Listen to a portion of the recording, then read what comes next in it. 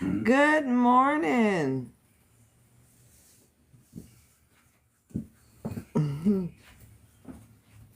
I hope you guys are having an awesome. What day it is? Thursday. Good morning. Listen, before we get started, the CEO that was unalived, United Health, um, apparently was doing some allegedly inside trading and was playing around with people's pension by doing so. I'm so glad I broke down 2008 and why it happened. I keep telling y'all, they be using your money to invest. That's why I'm breaking all this stuff down so that y'all know. And then on top of that, now this is also alleged because I haven't really did no research. I just saw this morning where Blue Cross Blue Shield has announced on the same day that this man was unalive. Make sure we're tapping the screen, guys. So I won't get interrupted. Basically said that if your anesthesia is not done in an allotted time, that they won't pay for your anesthesia. Like I said, these 1%ers are going down, and the signs are showing that they're going down. They're going down. Because all of a sudden now, you can't pay for no anesthesia. When I tell y'all that they have been mismanaging your money, they have been mismanaging your money. All of it is coming out in the freaking wash. Everybody is goddamn trembling because now these schemes that they've been pulling for God knows how long has come to a halt. That's why I told you these billionaires, these 1% is about to fall because their scheming ain't working no more. And then the people that are currently in office when it pertains to Congress been also lying to the donors.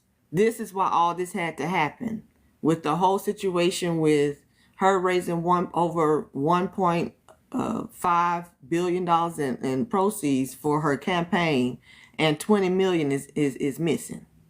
You got the governor of California missing $20 billion. It's coming out. It is coming out. It's finally being revealed that these people have been, let's just say, taking what's not theirs for a very long time. It has finally caught up what they behind. Good morning. So we talked about Vanderbilt on yesterday and how they manipulate the stock market to put smaller business or their competitors out of business. We talked about how he owned the Albany Bridge, where trains come in to bring not only people but cargo, so these goods can be sold in other parts of the world. Well, he said, how about this? If you don't sell to me, then guess what's gonna happen? You ain't gonna be able to enter into New York City to have your merchandise sold around the world. It ain't gonna happen on our account, on our watch. Now you either sell to me, or I'm gonna make you sell to me, to the point where the company eventually starts selling their shares. So when the company is selling their shares, that means the shares value goes down. Just like if you get in your car, you buy a car with 0 mileage on it. As soon as you leave that lot, the value of the car started depreciating. It's the same way with businesses when they're selling their shares off. Thank you, Tammy. The value of the shares start depreciating, and so then it's being sold for pennies. So he was able to purchase all of their stocks and bonds and became a majority shareholder because of it. So now he has taken over the company. And this is before monopoly was a thing. I mean, was outlawed, which to me is still not. They just found another way to do it. They got us looking stupid. So now we're going to talk about Rockefeller, J.D. Rockefeller, right? And we stopped at the point where he was barely making it with his kerosene, and he was almost bankrupt until Vanderbilt had to come up with another way to make money. So he decided that he can, because he in his 70s, and Rockefeller at that time was in his 20s, that he could manipulate this man into making more money, not just for railroads, but also carrying his cargo on his trains. So Cornelius Vanderbilt may be the richest and most powerful man in the country at that time, accustomed to getting what he wants, but he has no idea what he's about to encounter. So every business is about understanding people, okay? You need to understand people. You need to do your research on people that you're talking about doing business with. Which people you have to get through. Like, who do you need to talk to get something done? This is how the 1% does. This is how they are able to gain what they gain by figuring out who is who, okay? Which people you have to embrace. Which people you have to jump over. Which people you have to push out of the way. That's the game. So Monopoly is a prime example. It's amazing how this game has lasted this long. And I'm actually playing Monopoly Go on my phone. And if you notice, wherever you land on, and if no one has taken that property, you're able to buy up that property. But when you buy all 3 colors, then the property value goes up. I'm telling y'all, we've been playing this game for years. It's been passed down from generation to generation. And it's literally showing us how the 1% moves. Okay? Period. But we're thinking it's a game. But this is how they move. And if you land on my property, don't let me have no hotel on it. You owe me a lot of money to the point where I bankrupt your behind. It's been in our faces for a very long time. But we thinking it's just a game. No, it is reality. So in the documentary, Vanderbilt asks Rockefeller, does he play cards? Now, mind you, Rockefeller just became a faith belief person because he was on a train, or was supposed to get on a train to meet Vanderbilt, but he missed it by a minute, maybe 5 minutes. And because he missed it, that train literally went off track and fell over a bridge and killed unalived everybody that was on the train. So he felt as though this was all God. So he's going to do the right thing. He's not going to drink. He's not going to gamble. So when Vanderbilt asked him, does he play cards? Rockefeller said no. And then Vanderbilt replies, it's a shame. You could learn a lot about competition this way, meaning like poker. So you can read people's face or feel, see if they are really got the hand that they got, or they're playing with you. They're doing a poker face. So Rockefeller responds, I know all I need to know, meaning that I don't need a game to show me how to be an entrepreneur. I'm good. I trust in God is what Rockefeller is basically saying. After hearing Rockefeller's response, he basically tells him he is looking to make a deal with an oil refinery, and he makes Rockefeller feel like he is important by telling him that could be him. So mind you, Rockefeller is not the only oil man in the United States. And like I said on yesterday, Cleveland, Ohio was literally, and they probably still are, sitting on oil that is the size of a goddamn almost an ocean. I didn't know this until I did this research almost a year ago. Had no clue that Cleveland, Ohio is sitting on oil like that. But he's thinking, because he's a young man, a real young man that started his business. And understand this, I can guarantee you Vanderbilt did some research, and he probably saw that this dude was suffering. And because he was suffering, he knew that he could probably get a deal with him. First of all, you got Vanderbilt contacting you, which is a nobody. But you have to understand, these 1%ers have done their research. They know what you're bringing in and what you're not bringing in. They know if you're making money or losing money. And he took that advantage of knowing that this young man was going almost bankrupt behind his company, his kerosene company, that he was going to be able to take advantage. But because Rockefeller has a new faith, he is no longer afraid or intimidated, because God saved his life from getting on that train that went off the tracks and unalived everybody that was on that train. Okay, so now he's no longer afraid, and Vanderbilt think that he can get one over on Rockefeller, but Rockefeller's like, heck no, not today.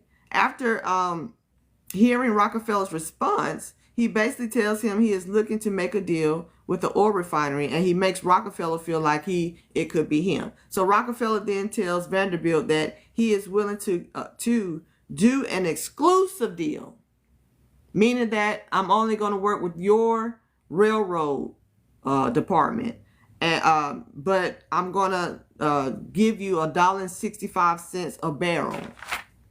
Now, back in those days, $1.65 is what, $20 a barrel in today's money.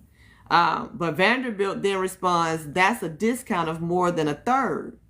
There are several refineries in Cleveland. Why should I give you such a deal? Now, like I said, Vanderbilt did his research on this young man, and thinking that because he is almost bankrupt and he's young, he can take an advantage of him. But Rockefeller's like, you can get $1.65 from each barrel that you carry on your train.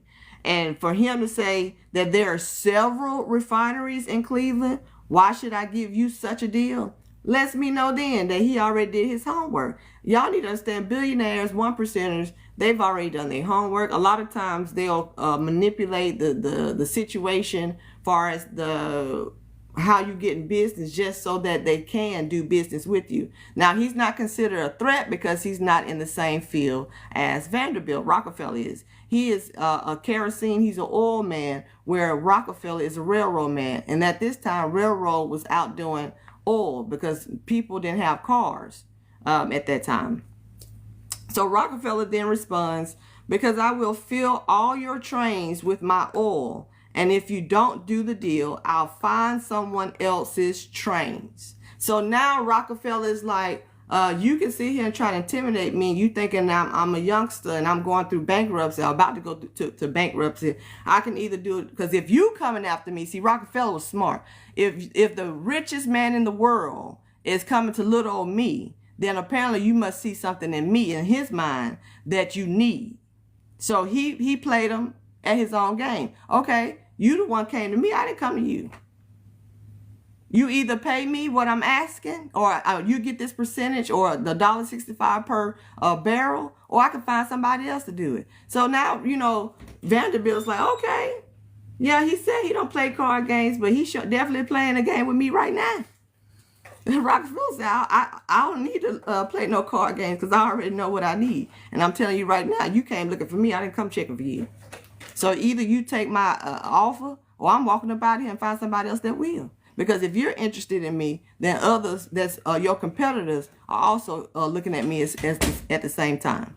So Rockefeller may have gotten the rate he was looking for, but in return, he's agreed to provide Vanderbilt with over 60 train cars of oil every day. Now, mind you, he definitely played his bluff. Though he did not say he never played poker, but he definitely has a poker face, because this man is going through bankruptcy, or about to go through bankruptcy. I'm talking about Rockefeller. And for him to tell him that he's going to provide his trains, 60 train cars full of oil every day, not once a week, not every other day, every day. The only problem is Rockefeller has no way to produce that much kerosene. His capacity is less than half of that. So he basically told Rockefeller, I can fill up your train with my merchandise, with my kerosene. And he was lying through his teeth.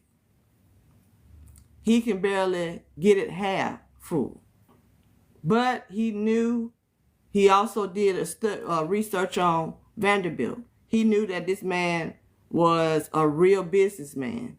And he felt as though if he told him this lie, that Vanderbilt would see him in a total different light. And he says he doesn't play cards. Sounds like he plays poker to me, and I don't know how to play poker. He gave them a poker face. So Rockefeller has overpromised, but he knows the deal with Vanderbilt will be the opportunity he's been waiting for.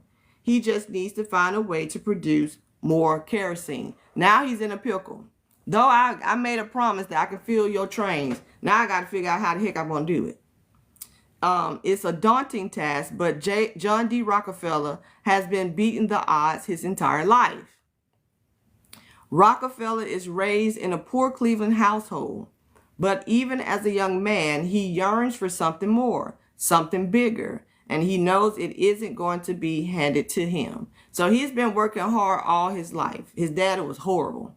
He was a scam artist. As a young man, he shows a strong entrepreneurial streak, starting his own small business selling candy to local children. And he was a kid himself, okay? From an early age, Rockefeller helps to support his family, mostly because he has never been able to rely on his father. His father was a scam artist, like I said before. John Rockefeller's father is a con man, better known around Cleveland as Devil Bill. He disappears for months at a time, leaving his family without money to support themselves. His father told him never to trust anyone's son, while taking his son's candy money. And then he said, not even me. Now, I need to know what father is going around here is doing scams and saw the money that their son made by selling candy to kids his age and pocketed. I'm telling you, that childhood trauma will do something to you. That childhood trauma will do something to you. Oh, was I freezing up? I'm telling you, they're trying me today. My father see me trying to make ends meet in the household that he barely is in, proceeds to take the very money that I made selling candy and leave and don't even come back. So childhood trauma sometimes can be something positive or turn something into something positive, but sometimes it can be a haunting situation because you're trying to not become what you hate. And he did not want to be like his father. With his father gone, Rockefeller is forced to quit school and get a job to support his mother and siblings. His work ethic and intuition will become the building blocks for the American dream. Once again, this is what the American dream was about. It was not about just having a house, a car, and a good job, but to create generational wealth. That was the American dream, not this bull crap that they selling us, talking about being in a middle class. And for that woman to sit here and say that the mom and pop stores was the backbone of America is a plum food. You can't see, if that's the case, then they would never shut nothing down when they so-called said we had this crisis. Because if you cared about mom and pop businesses, you knew this was going to be a detriment to them. You knew people was going to close their businesses down because of it. So please understand there's no such thing as the middle class. You're either rich or you're poor. You either got to get a loan to get stuff or you pay in cash. If you can't pay in cash, you're poor. If you have to take loans out, you're poor. Period.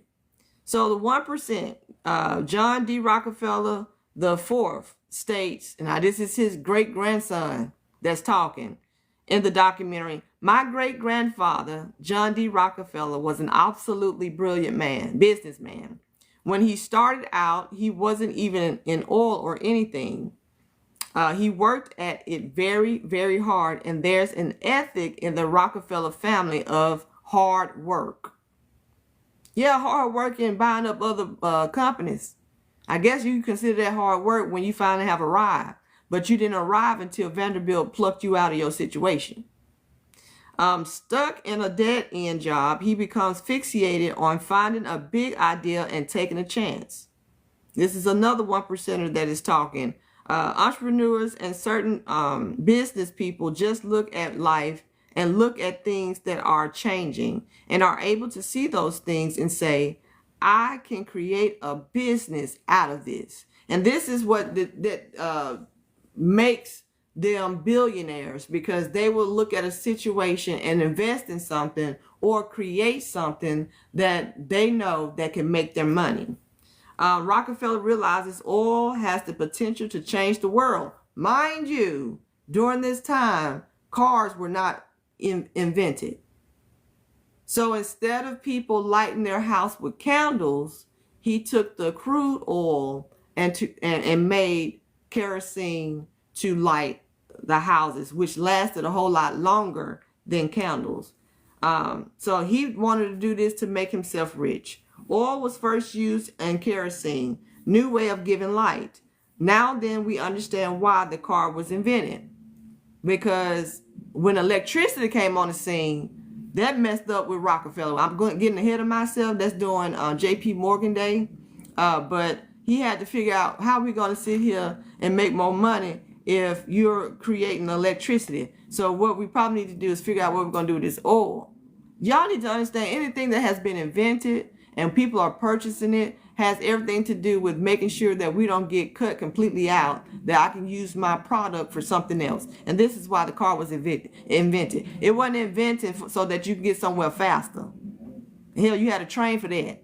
It was invented because he had to figure out a way to use his oil. Hence, gasoline and oil. He owns, Rockefeller Standard Oil owns not only oil, but they own gas stations too. Chevron, Exxon Mobil. All right.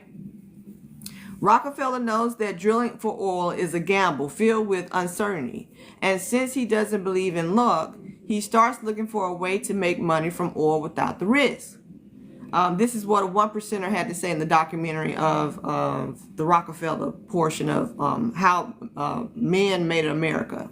He had a mind for efficiency, and there was probably something in him that looked at the production process and saw how wasteful that was. So he didn't play with wasting anything. So that's how he was able to turn crude oil into a business where it's kerosene. In the first place, you drill wells and they turn up dry. And then you drill wells and then hit a gusher and half the oil would be lost.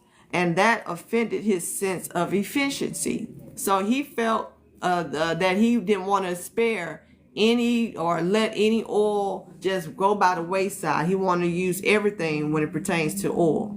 Rockefeller knows there's a better way refining oil turns crude from the ground into kerosene, a clean burning fuel that can be used in lamps. So Rockefeller hires a scientist, okay? Rockefeller's insights puts him one step ahead of his competitors. He believes that while gamblers drill for oil, businessmen refine it, okay? A 1% also stated that whoever controlled the refinery process could very well have the whole industry. Example, masters, publishing, distribution.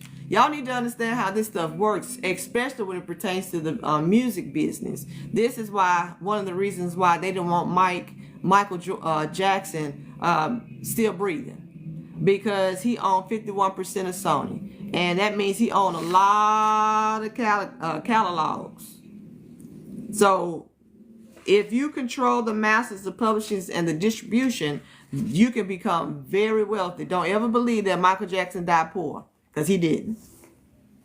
If he died poor, then why do they have somebody over his estate? I'm just putting that out there. At 24 years old, Rockefeller invests everything he has, about $4,000, into building his first refinery. But he struggles early on to find an edge in the industry. That changes when the most powerful man in the country comes calling. Now, y'all need to understand, in order for your business to take off, you got to be very, very smart and don't allow situations to keep you from continuing on with your business. Everybody's not built to be an entrepreneur, because I don't know why people think that these companies that we see today, Fortune 500 companies, that they just had it all in order. No, a lot of companies file bankruptcy, but they don't give up. That's the difference. And like I said, bankruptcy court is literally created for corporations. It was not designed for us. It was only designed for corporations, okay? The deal with Vanderbilt gives him cheap shipping rates, which he saves money, and the chance to corner the U.S. oil market. But he's overpromised, agreeing to supply 60 barrels a day when his capacity is less than half of that. And when you have made a deal with the most powerful man in America, failure is not an option. This is how these people stay wealthy, because they cut corners and they do some things behind the scene that we will never know what they've done to get what they got. All right? Because I need to know where he got this extra barrels from. The extra, I would say, the extra, since he said 60, he may have had literally 30. So where did he get the other 30 from? How? So this is what a 1%er had to say. You have to be smart. You have to have vision. You have to have all of these different things. But the most successful people are the people that had the right idea, but never, ever quit or give up. The people that really succeed in life are those that don't quit. This is a 1%er talking. They are literally telling you that if I have a good idea, I'm going to keep pushing, regardless of what it looked like. Even if I have to lie. Even if I have to lie to do it. All right? Rockefeller needs to quickly expand his company. And to do that, he needs investors. The problem is kerosene is getting a bad name. Now, mind you, kerosene was introduced, and that's why he jumped on the bandwagon, because he saw innovation or something that has never been done before, because at this time, people were only using candles to light up their house. Now we're going to use an actual mineral that's in this vase that will light up your house. Is cheaper, and it lasts a whole lot longer than a candle. Stories of the fuel exploding and burning down homes are in the front page of newspapers across the country, making potential investors skeptical. We all know that if you want to get your business out the ground and you don't have the funds and means to do so, you need basically investors. So now you have people that are using kerosene, and mind you, this ain't the poor that is using kerosene. They still using candles. They don't start looking at the situation until they have been hit.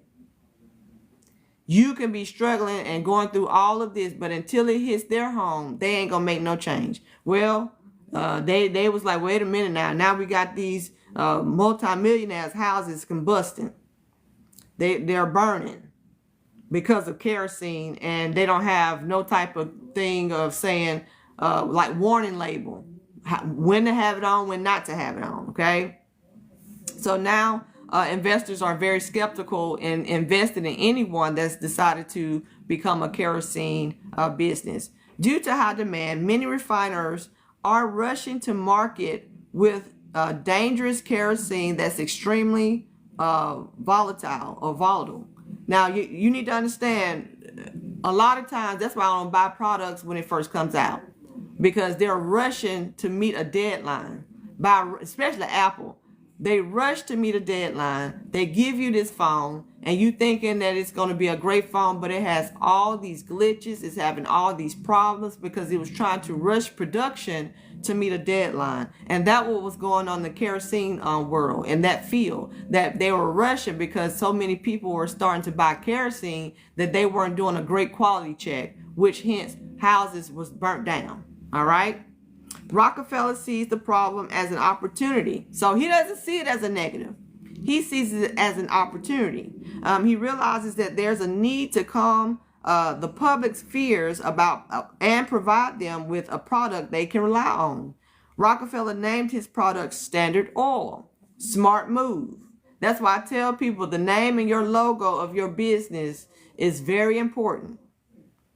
You need something that definitely captivates what you're trying to sell. And because we are visual people, I need something that's going to stand out. And so he decided to name his company Standard Oil, because Standard Oil will be, or his product, Standard Oil will be the only company in the industry to guarantee a uniform quality of kerosene. Y'all need to understand, rich people want the best of everything. And if you are not selling me the best, they don't want it. Hence, gumbo was a poor man's dish, where people in Louisiana took whatever, all the seafood that they had that before going bad, they dump it in this pot and create a meal. But now you can find it in restaurants, and they charging out the butthole on gumbo. But it was really a poor man's dish. Okay? So basically, it won't explode and cause house fires and casualties. This is what a 1%er that's talking on this documentary that I watched says. The Rockefellers and all these guys, they were all great salesmen. And at the end of the day, it's the salesman who makes the money. Exhibit A, The Wolf on Wall Street, Jordan Belfort. Now, if you haven't watched that movie, I recommend Leonardo DiCaprio plays the role of this man, how he was basically robbing Peter to pay Paul. And he was getting wealthy doing so. And if y'all think that has stopped in the Wall Street arena, you got another thing coming. By creating a standard for his product, it worked, and he was able to get investors. Rockefeller's Standard Oil quiets fear and immediately becomes the most sought after product in the country, bringing in investor after investor. So once he sold the investors this lie of how this is, well, it's not a lie, how his kerosene is going to outdo other kerosenes based on safety issues, he then is starting to get a lot of investors to come in to want a piece of the pie. Okay, he meets his promise to provide 60 train cars of oil a day, but that level of output is only enough to supply a small segment of the country. The Ohio oil man knows that with oil on every train crisscrossing the country, he can supply every home in the nation. But to make that happen, he'll have to take on Commodore Cornelius Vanderbilt. Now, y'all need to understand, there is a reason. I'm going to use this for an example. Before 2008, Wendy's was the only one with a dollar menu. And everybody laughed them to scorn. McDonald's CEOs, Burger King CEOs, Arby's CEOs. People be asking how Arby's staying open. Me. I'm keeping it open. So they laughed at Wendy's for having a dollar menu. Well, 2008 hit. And people weren't working, and people weren't coming to eat at these restaurants. And so now everybody got a dollar menu, like Wendy's. So that's what Rockefeller did. He made his product not only cheaper, but a better quality. And people are going to spend money on quality. You need to understand, though Wendy's had a dollar menu, and they were the only ones to have a dollar menu, when hard times came, everybody got a dollar menu. Because nobody was spending money. Okay? So America is expanding rapidly. Cornelius Vanderbilt's railroads have united the country, and commerce now moves faster than ever. But America's newest obsession is light. For them to do kerosenes is mind-blowing. So you need to understand, not only are they selling it in the United States, but it's being sold across the pond. So of course, clean, safe light, that the kind provided by John D. Rockefeller. And I believe that's the only reason why his company took off. You need to understand, when they said life gives you lemons, make lemonade. Well, Rockefeller took a situation where other companies that were creating the same product that he was creating were rushing. And they had good quality stuff, but because they was rushing to meet deadline, a quality check was sometimes missed, which caused house fires, and people were now afraid to buy kerosene. But so he took that situation and made lemonade with it by ensuring the people that this is more safe, is better quality, and you don't have to worry about your house catching on fire. Oil is changing the world, and the Ohio refiner is leading the charge. A 1%er had this to say: the titans of that day revolutionized business in America. We became the sort of dominant economic force in the world because we could make stuff. We could create stuff. We could build stuff. We could power stuff. So America is taking off. Now, mind you, other countries looked at us like we was crazy back in those days. We were not powerful. England was. But we were creating and being innovative in this country. This is why they say these men are the ones that made America who they are. That's why I'm going over them, because apparently people can be immigrants or have nothing and become billionaires and get the American dream, but they don't want too many people getting the American dream, if you know what I mean. All right. And his exclusive deal with Vanderbilt allows him to ship his product to homes throughout the country and at incredibly cheap rates. Because what? He only paid Rockefeller $1.65 per barrel. He wasn't allowing him to take advantage of him. He was trying to save money. But for Rockefeller, it isn't enough. He has outgrown his deal with Vanderbilt. Once unable to fill Vanderbilt's trains, now he has more oil than the Commodore can possibly ship. So now he's in a pickle. Now, he lied to Vanderbilt saying that he can fill his train carts with oil, but now he's at a point where he's producing so much that Cornelius Vanderbilt trains cannot carry it. So now he's in a pickle.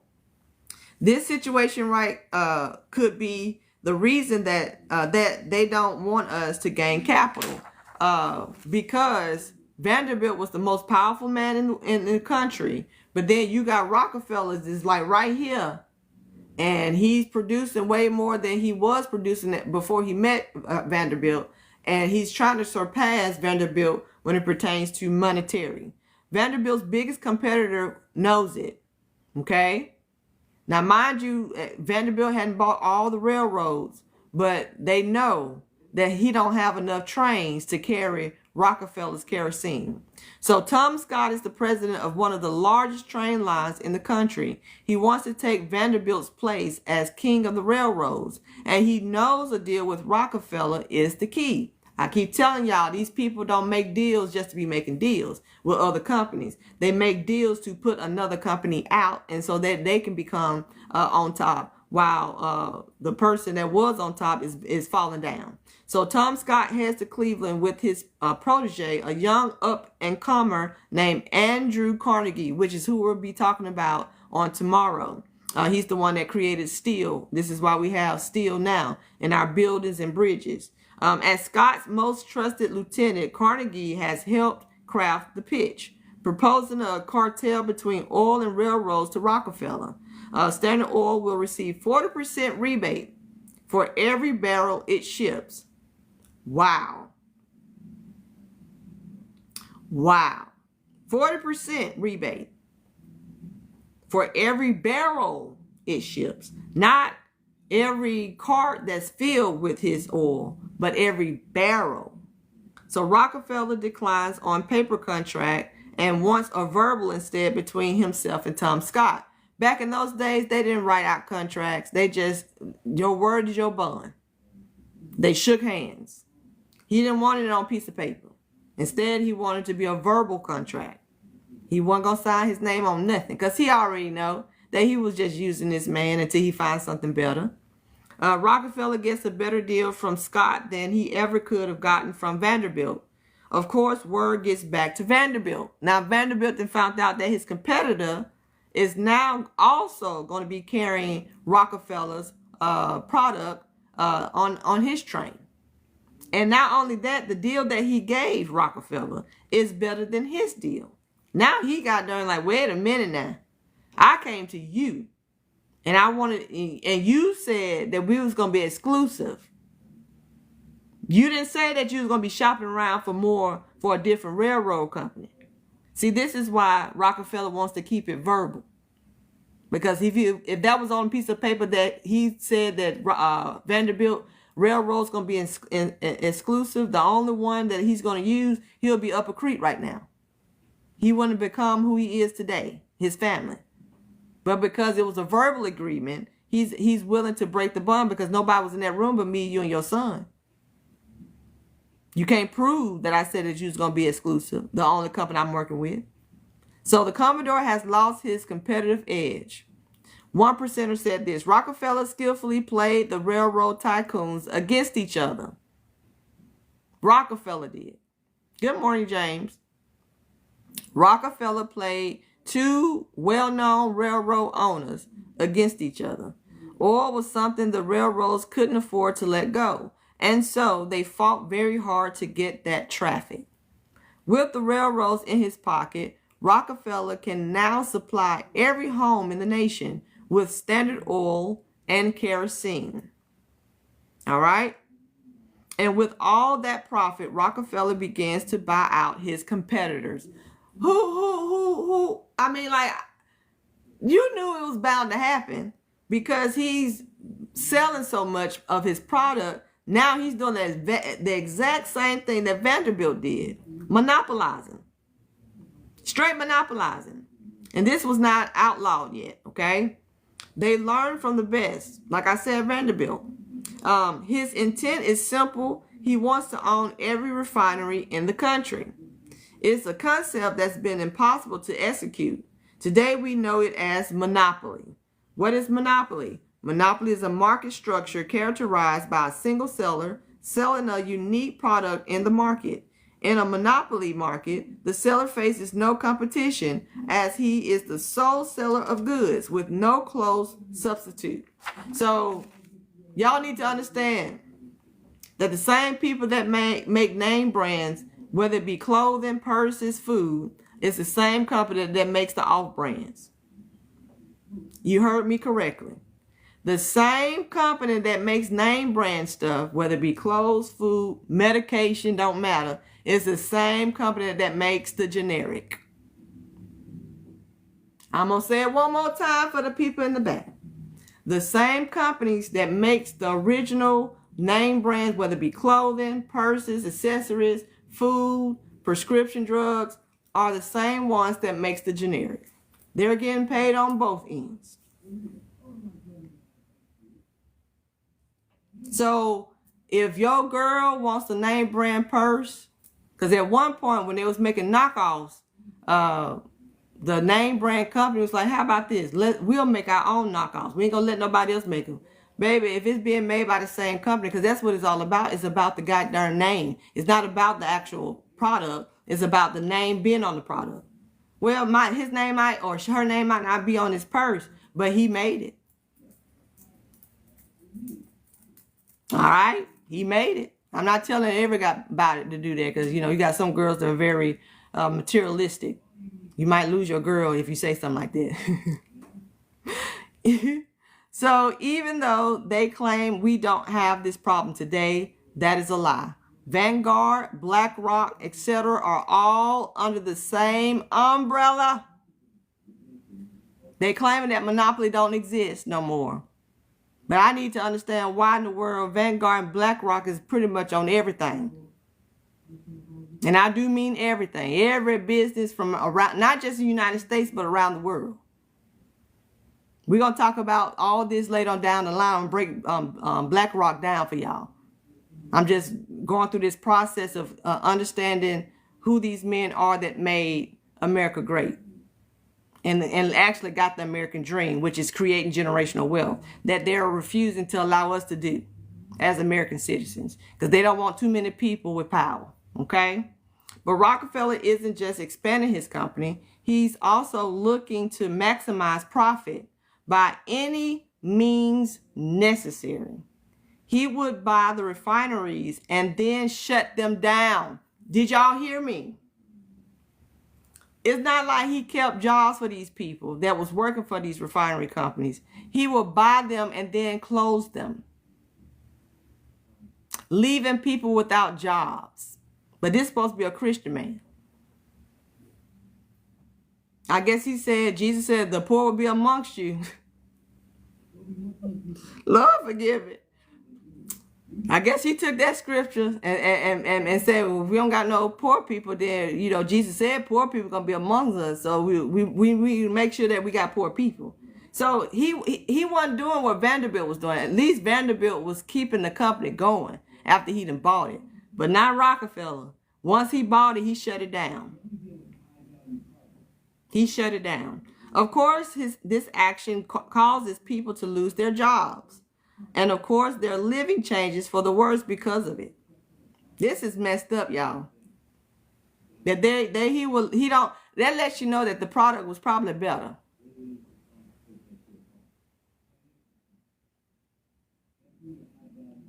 That's what it tells me. Thank you, the avatar.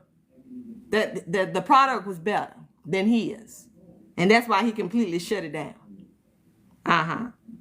I'm trying to tell y'all. And this is sad. This is very sad. This is what a 1%er had to say. Thank you, hip hop. The business of creating monopolies, crushing opposition. Part of Rockefeller the Fourth believes that his great grandfather did that because it was there to be done, and he could do it better than anybody else. And he made a bloody fortune out of it. This is what his great grandson had to say about that. No, he did it because their stuff was probably better. Let's just be honest. Let's just be very, very honest. He didn't need no competition. You can't be competition if you ain't about to outdo the competitor. That's why I keep telling y'all, these monopolies still going on. And they use different companies to make it seem like these are two different entities. These are two separate companies. But I need to understand Pepsi Coke, Mr. Pibb, Dr. Pepper, at Sprite, 7-Up, Mountain Dew, Mellow Yellow.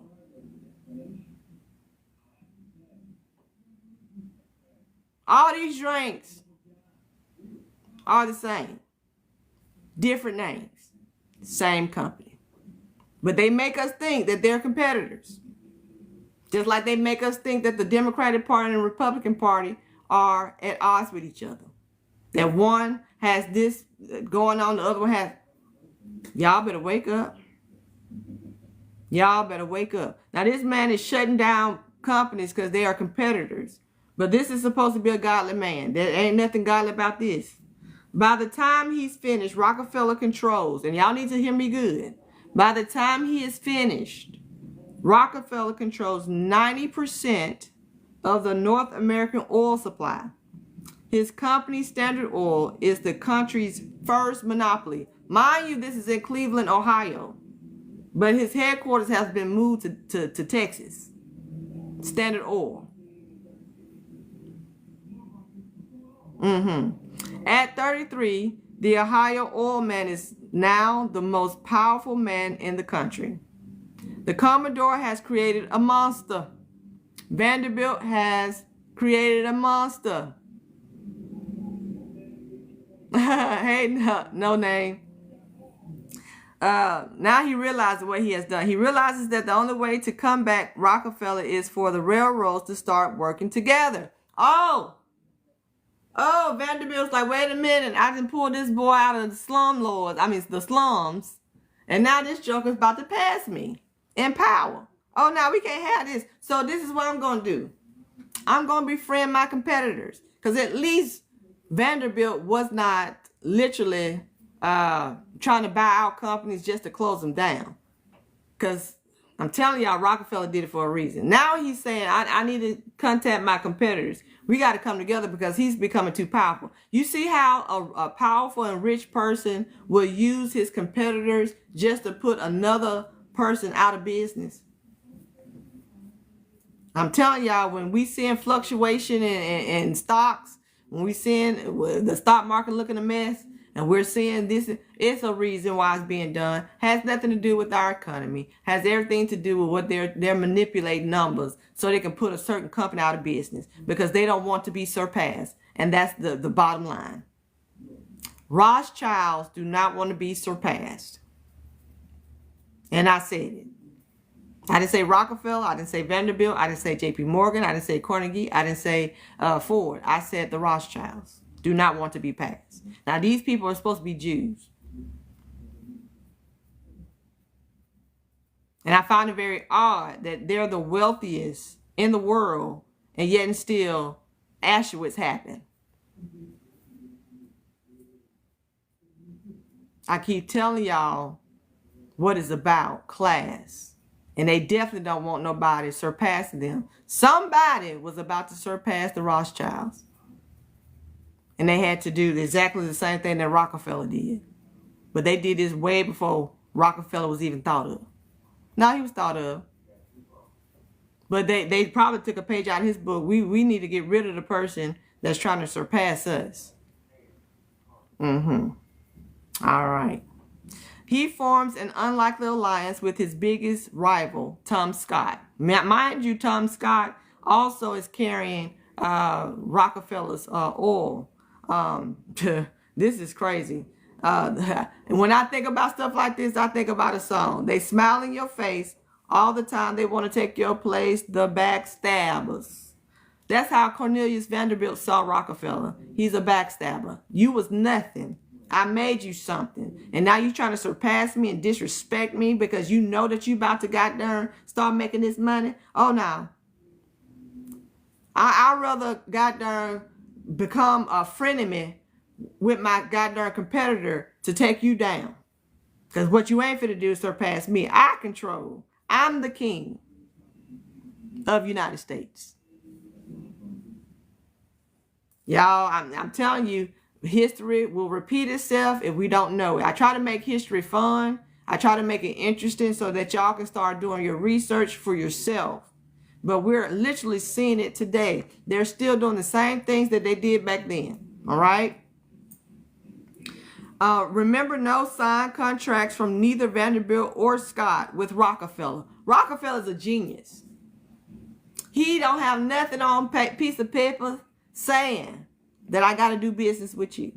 And I have to do it for so many years.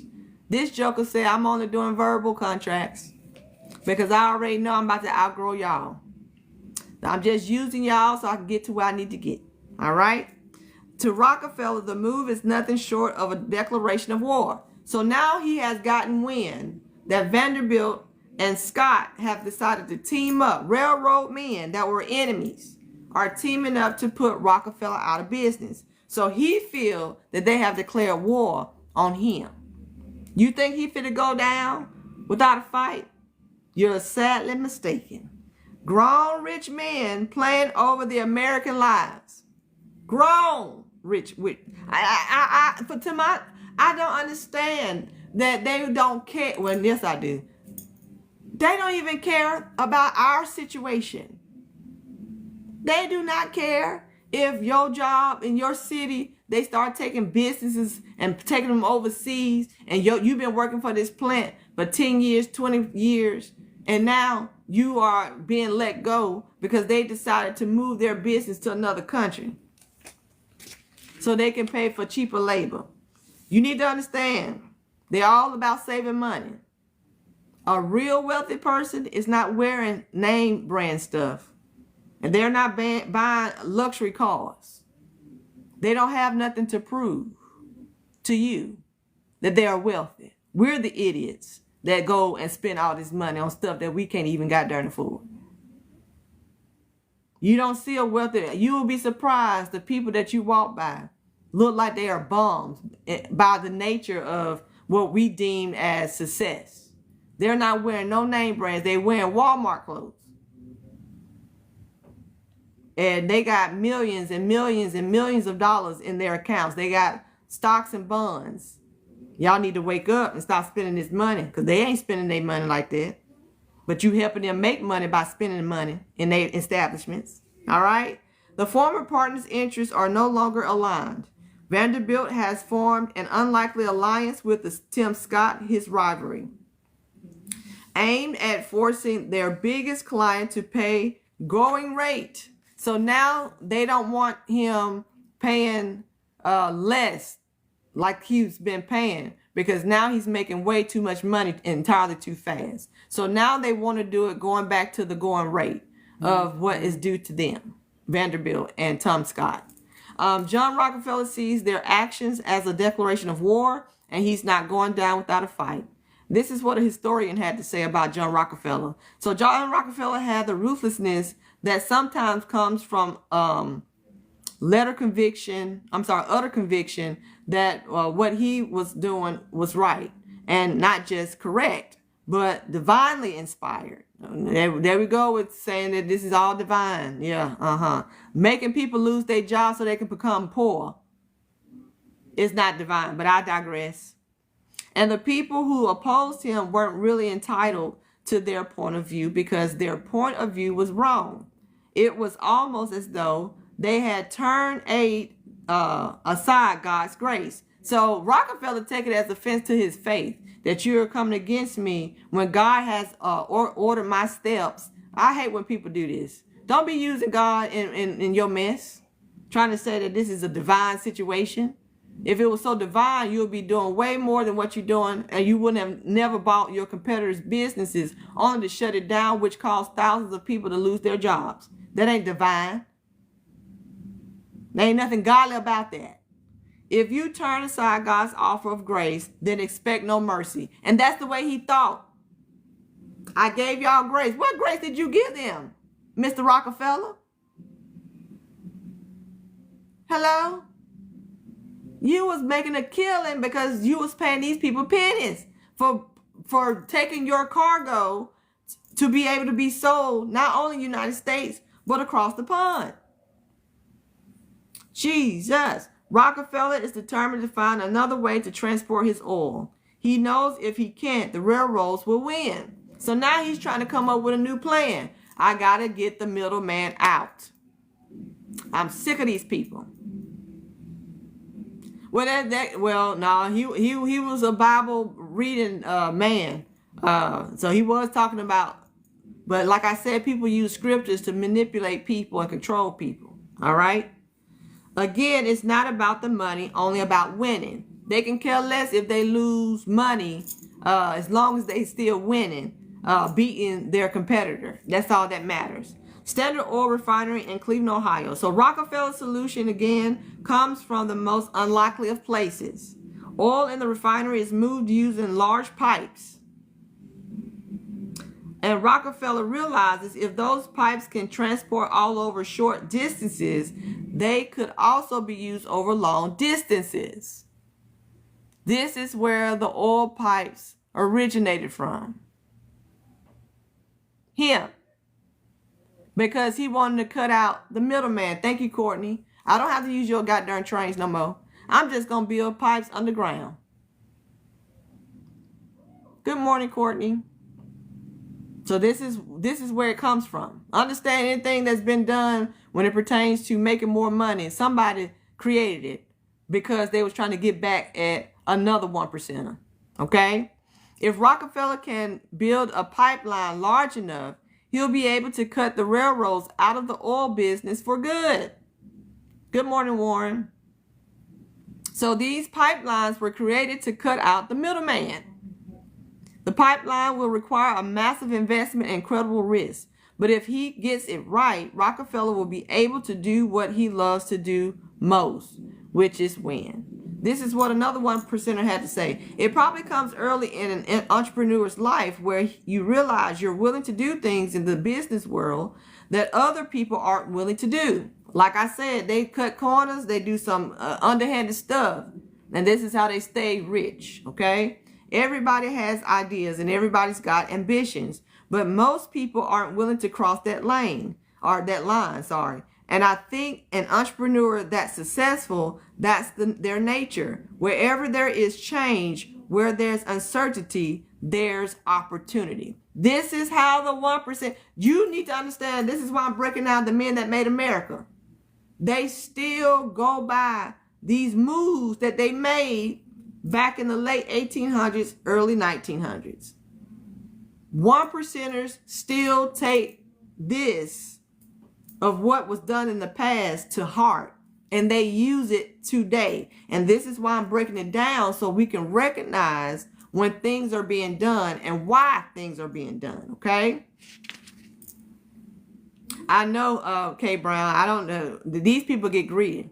They got greedy after World War I. That's why we always in somebody's business over here, because they get money that way. Rockefeller's workers labor around the clock, blasting through the countryside and laying over 1.5 miles of pipeline every day. This is what a 1%er had to say. Business in the end is understanding the playing field. Listen to this. Business in the end is understanding the playing field. Tell me who's on it what their strengths are, what their weaknesses are, and what is your checkmate play to top them and nail them.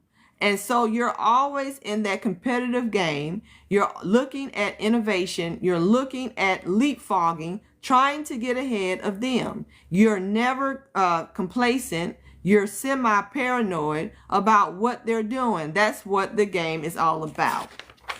So this is what Rockefeller and how the 1% think. How to get ahead of their competitor. But the time the pipeline is complete, it's over 4,000 miles long, stretching across Ohio and Pennsylvania and connecting thousands of the world's most lucrative oil wells directly to Rockefeller's refineries. Rockefeller has finally found his way to eliminate the railroads from the oil business. And the process, he's forever revolutionarized the way of oil and transport. So this is why we have pipes underground to transport oil, because of Rockefeller getting rid and getting back at another 1%er, which is the railroad people. For 25 years, the railroads have been the biggest industry in the country, the backbone of the American economy. No one has ever had the nerve to take them on until now. Rockefeller knows that without his oil, the railroads will struggle to stay alive. It's a colossal blow to the industry. And with all that leverage, Rockefeller has Vanderbilt and the railroads right where he wants them. He didn't mess these people over. The bulk of their business was transporting his oil. Vanderbilt and his competitors are in drastic search of passengers and cargo to fill the trains running on their lines. This is what a 1%er had to say. In the 1870s, the country needed to be connected via railroads. And what happens then is everybody who thinks they have an edge in the railroad business goes out, raises money, and they start their own railroad. And what happened then, as we've seen happen many a time since then, it has created a huge bubble. And this is why they buy out smaller companies, for this reason. John D. Rockefeller's oil makes up nearly 40% of the cargo shipped on the rails. But when Vanderbilt teams with his biggest rival to push for a rate increase, Rockefeller takes it as a declaration of war. He builds a pipeline in response and begins to pull his shipments. And since the railroads have been drastically overbuilt, losing cargo means losing money. All right? Stocks plummet as investors run scared. So now the investors that were in railroads, this is why it went bankrupt, are now changing to invest in Standard Oil. This is what a 1%er had to say. When prices get out of control and smart people decide, wow, this thing is a bubble, I want out, then you can get a collapse very quickly. And this is what happened with the railroads company. It's all goddamn J.D. Rockefeller. He literally bankrupted the railroad industry. A person that had nothing. So even though he was trying to run away from his father and his father's demons and him being a scam artist and a con artist, well, hell, he took a page from his dad and he don't even realize that's what he did. The very trauma that he was trying to run from and try not to be, he became. That's why you got to be very careful. And it's a thin line to that. So remember when Martha Stewart got caught with insider trading scandal. She didn't get convicted for that, but she was convicted for obstructing justice and making false statements to federal investigators. The case against her stemmed from the sale of Income Systems stock in December 2001. What is Income Systems Incorporated? Was a biopharmaceutical company dedicated to developing biologic medicines in the art of oncology, which is cancer. Now I could have sworn Martha Stewart was a person that did decorations and she did a little cooking here and there. What the hell she had to do with anything pertains to medication? She knew that her field would not make her millions and millions of dollars. So she tapped into a field that she knew she would get a return investment on. I'm telling you, I'll be doing some digging. And when I do a deep dive, I'm doing a deep dive to get things to understand and to make sense for me. Because you a decorator and a cook, but yet still you didn't sit here and went to jail over your inside trading. Well, you didn't go to jail for that, but you went to jail for lying to the federal investigators. By the time the panic is through, 1/3 of the country's 360 railroad companies have gone bankrupt. He done set Rockefeller done bankrupt the goddamn. He done bankrupt these people. This is what a 1%er had to say. Every crisis of this type, whether it's 2008 or 1873, it's got the same roots. Namely, that it was unanticipated. So a necessary condition for a crisis is nobody expects it. Understand that when we have crisis like our economy, the way that it is, it has nothing to do with our economy. It has everything to do with these 1%ers messing and manipulating and trying to get one over another 1% and put them out of business. And Rockefeller was able to take down the tycoon. Literally. He was able to take down the railroad. And I called that a bunch of bull. The crash is the worst America has seen in its short history. Unsure how to prevent a complete collapse, the stock exchange shuts down and stays closed for 10 straight days. So when they closed down for 10 days, when the stock market is shut down for 10 days, it's because they're trying to prevent a collapse. So when y'all see that, that's what's going on. All right? This is what a historian had to say. The panic of 1873 triggered the first full-blown national depression, and nobody quite knew what to do about it. So this was new to America, United States. They've never had a company that was bringing in today's money, billions of dollars, to all of a sudden declaring bankruptcy. And of course, the American people are left to suffer when things like this transpires. For the first time, very large numbers of American workers were without jobs. Workers got laid off, but the owners, they still lived in the style that they were accustomed to. But no one was shedding any tears for John D. Rockefeller. People were saving their tears for themselves when they found themselves out of work, out of their homes, out of food, out of hope. He bankrupted a system that provided jobs for the regular American people. While many of the biggest companies in the country struggle to survive, Rockefeller sees opportunity, his belief in the survival of the fittest kicking in. As his competitor collapses, Rockefeller picks them off, buying out bankrupt oil companies for next to nothing.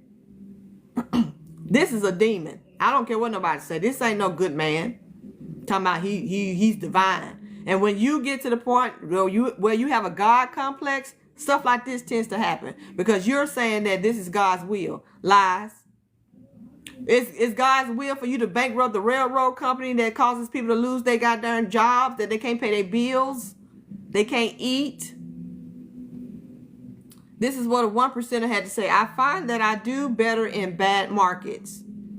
And I'm going to say it again. This is a 1%er that is saying this. I find that I do better in bad markets.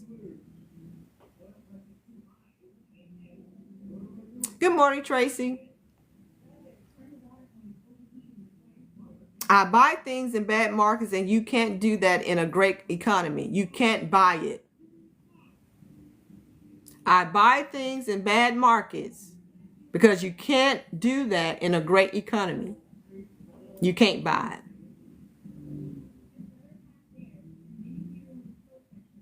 Either you're going to buy it very expensively or not be able to buy it at all.